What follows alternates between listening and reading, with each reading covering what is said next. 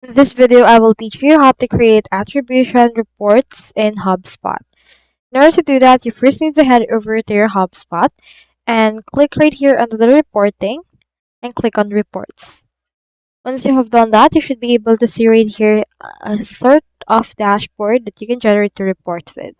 So click on this create, and after that, you can choose between create report or create dashboard. Let's click on this create report option. After you've done this, you can see right here this custom report, start on your own, and the likes.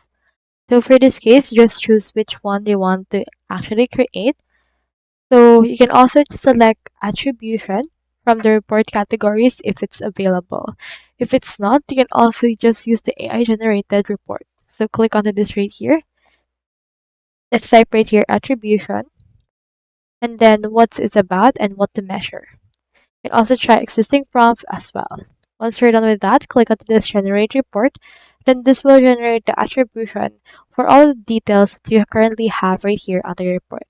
This will build your report all together, and once it's done, it will show you right here into this case for the actual report to be shown. So that's all there is today, and if you haven't signed up for HubSpot yet, make sure to use your affiliate links given in the video description. Thanks for watching, and I will see you in my next video.